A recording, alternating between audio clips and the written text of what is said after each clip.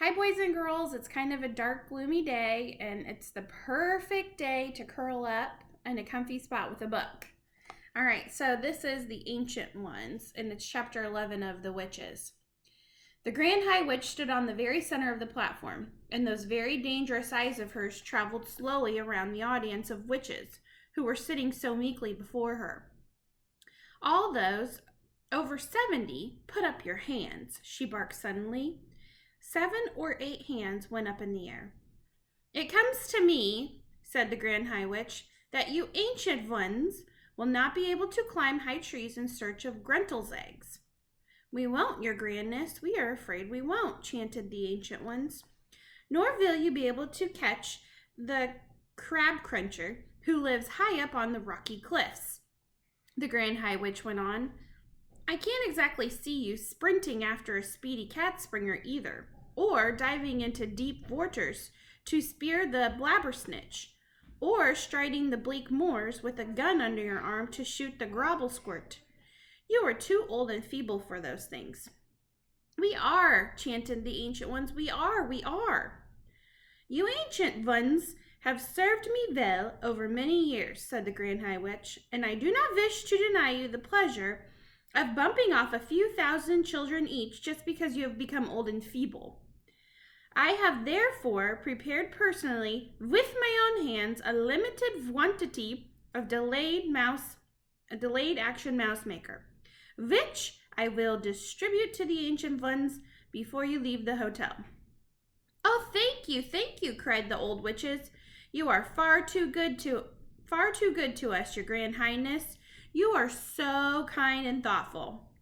Here is a sample of what I am giving you, shouted the Grand High Witch. She fished around in a pocket of her dress and brought out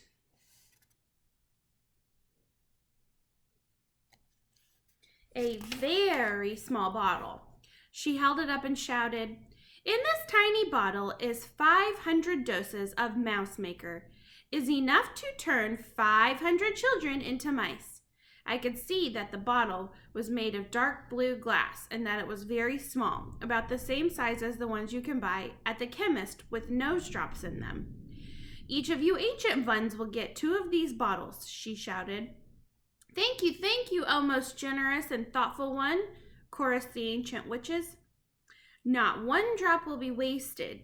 Each of us will promise to squish and squallop and squiggle 1,000 children. Our meeting is over, announced the Grand High Witch. Here's the timetable for the remainder of your stay in this hotel. Right now, we must all go out to the Sunshine Terrace and have tea with that ridiculous manager. Next, at 6 o'clock tonight, those witches who are too old to climb trees after Grentel's eggs will report to my room to retrieve 2 bottles each of Mouse Maker. My room number is 454. Do not forget it. Then at 8 o'clock, all of you will assemble in the dining room for supper. We are lovely ladies of the RSPCC, and they are setting up 2 long tables especially for us. But do not forget to put the cotton plugs up your noses. That dining room will be full of filthy little children. And without nose plugs, the stink will be unbearable. Apart from that, remember, behave normally at all times. Is everything clear? Any questions? I have one question, your grandness, said a voice in the audience. What happens if one of the chocolates we are giving away in our shops gets eaten by a grown-up? That's just too bad for the grown-up, said the Grand High Witch. Our meeting is over, she shouted. Out you go. The witches stood up and began gathering their things together. I was watching them through the crack and hoping to heaven they would hurry up and leave so that I might be safe at last. Wait! Shrieked one of the witches in the back row. Hold everything! Her shrieking voice echoed through the ballroom like a trumpet. All the witches suddenly stopped and turned and looked toward the speaker. She was one of the taller witches, and I could see her standing there with her head tilted back and her nose in the air, and she was sucking in great long breaths of air through those curvy pink seashelly nostrils of hers. Wait! She shouted again. What is it? The others cried out. Dog's droppings, she yelled. Just then I got a whiff of dog's droppings. Surely not, the others shouted. There couldn't be. Yes, yes, shouted the first witch. There it is again. It is not strong, but it is there. I mean, it's here. It's definitely somewhere not too far away. What is going on down there? Shouted the Grand High Witch, glaring down from the platform. Mildred's just got a whiff of dog's droppings, your grandness. Someone called back to her. What rubbish is this? Shouted the Grand High Witch. She has dog droppings on the brain. There are no children in this room. Hang on, cried the witch, called Mildred. Hang on, everybody. Don't move. I'm getting it again.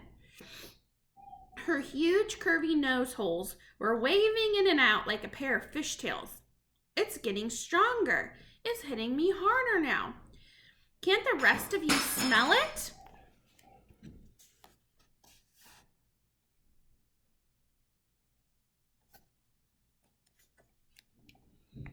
All the noses of all the witches in the room went up in the air, and all the nostrils began to suck and sniff. She's right, cried another voice. She's absolutely right. Dog's droppings it is, strong and foul. In a matter of seconds, the entire assembly of witches had taken up the dreaded cry of dog's droppings. Dog's droppings, they shouted. The room is full of it. Pooh! Pooh, ooh, ooh, ooh, ooh, ooh, ooh. Why did we not smell it before? It stinks like a sewer. Some little swine must be hiding not so far away from here. Find it, screamed the Grand High Witch. Track it down. Rootle it out. Follow your noses till you get it. The hairs on my head were standing up like the bristles of a nail brush, and a cold sweat was breaking out all over me. Rootle it out, this small lump of dung, screeched the Grand High Witch. Don't let it escape. If it is in here, it has observed the most secret things. It must be exterminated immediately. All right, that's the end of our chapter for today. Don't forget to snuggle up and read since it's rainy and cloudy and stormy. All right, miss you guys. Love you.